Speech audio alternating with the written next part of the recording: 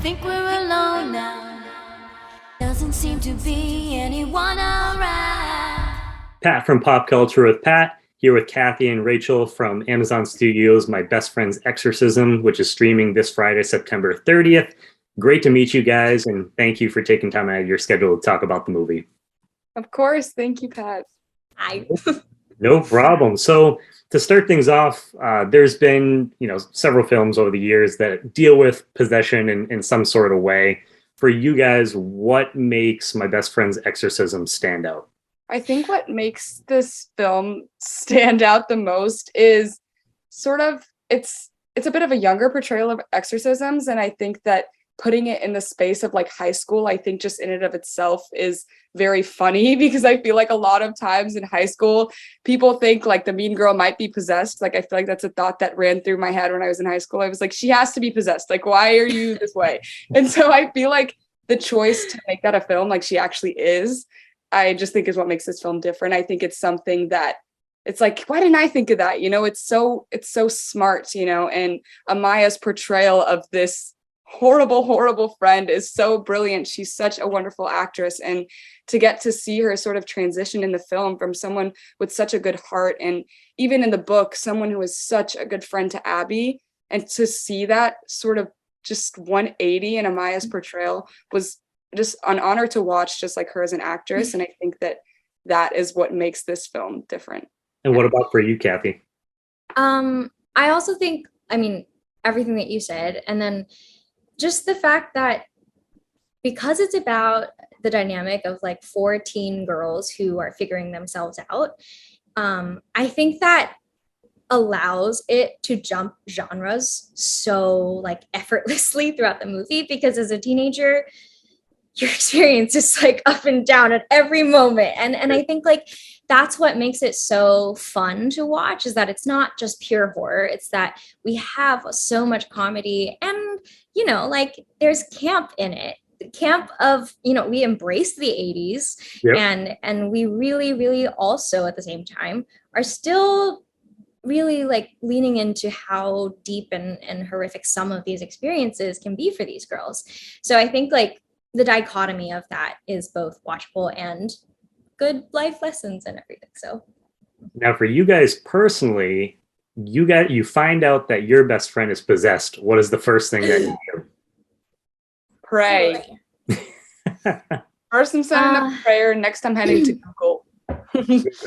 Next what? I'm going to Google what to do. Oh. What do you do? Watch our movie, I guess. Watch our movie. That's a good one. I guess I think this doesn't necessarily work, but I guess I would try and just trap them for a while, like salt. That's my first thing that I know. That's all that I know, salt. And then we'll see what happens later. And one of my favorite things about both the book, which I'm in the process of reading through for the second time, like right now, and the film, is that the setting that it takes place in the 80s, just because, such a fun period to explore. What are some of your favorite movies and music from that era? And did you guys listen or watch any of those films preparing for this role? I guess, okay. I did grow up listening to a lot of Journey because I am Chinese Filipino. And the Filipino side was like, we need to have Journey playing all the time. Yeah, and like music, I also just loved music so much, and I am a musician, and so having just like any kind of synth in the back of a song makes me very excited. But we didn't necessarily, we probably should have gone through an actual like 80s movie list, but what ended up happening, like we just got together and we're hooliganing around. So I don't know if we did a good job there. No, it sounds like it was fun though. It's a fun shoot. It was so fun. Like every day, the way that we got to like express ourselves through the fashion, through the makeup and the hair, it changes the way that you move as a character and express yourself. And like that, I think all of us had a lot of fun, like finding the vibrancy of our characters through actually just hair, makeup, and costuming. But What about for you, Rachel? Yes. Favorite 80s movies?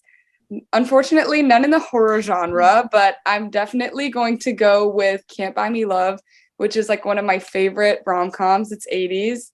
Or Heathers is Yep. definitely up there. Of course, we have horror within high school yet again with that. Great reference. And then Kiki's Delivery Service, I would say, is like my last like favorite 80s movie. I really I don't love think of that as an 80s animation, and I have to put that in there. And I think that the 80s, what was really wonderful about the music is the power ballads. And so I'm just going to say that genre as a whole, like I feel like when people were singing back then, they were really singing about like love, you know, it feels so visceral, the music that was made back then. So just all the power ballads from the 80s. Oh yeah, 100%. And just to kind of wrap things up from what I heard, so it was an intense shoot at times, but you guys also had a blast filming this. For each of you, what was like a favorite memory that you have from the project? Could be shooting a certain scene or just hanging out like on set. I think one of my favorite moments was the first day that I got to be inside Margaret's bedroom.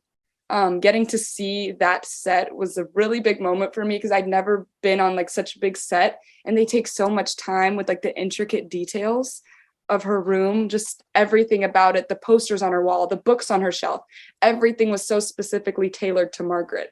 And so I think just seeing how much love was poured into the film by everyone other than me was just like a really humbling moment that was like, wow, people have come together to bring, you know, Grady's vision to life, and they really care about what they're making here. And it made me want to care, you know, 10 times more. I already did, but I was like, this is a collective, collaborative thing. And so that's just like a dream on set, is to be with people who really care about it. So I think that first moment I saw her room, I was like, these people really care about this story. And so that was my moment. I guess for me, I would probably actually say, we haven't talked about this, but like when we were filming in the lake, like, I don't know. Yeah. There's a lake scene, and you can't tell hopefully from the movie, but like it was like at 3 a.m. and we were all freezing. And of course, you know, everyone was like treating us so well and making sure that, you know, we could be as warm as we could possibly can inside a cold lake. Yeah. But this was like, I think we just all kind of were a little bit crazy because it was like 3 a.m. and we all started playing like some pranks on each other. And like, I also just feel like all the care, the feeling of like caring for each other really, really came out on set. And I think after that moment, like I just felt very close with everyone, and it felt so safe to do all of the scenes that we had to do. That like, I mean, you know, there are some tough moments for these girls, and I think like just creating that kind of environment is important, and like finding ways to laugh through it it made everyone feel like we could really go to the places that we needed to for the characters. Well, again, guys, My Best Friend's Exorcism is streaming this Friday on Amazon Prime. Make sure to check it out. Thank you, both Kathy and Rachel. Thank you, guys. It was nice to meet you, and you know, great talking to you about the movie. Thank Thanks, you so Pat. much, Pat. You're welcome. Have a good one. Already, You too. bye.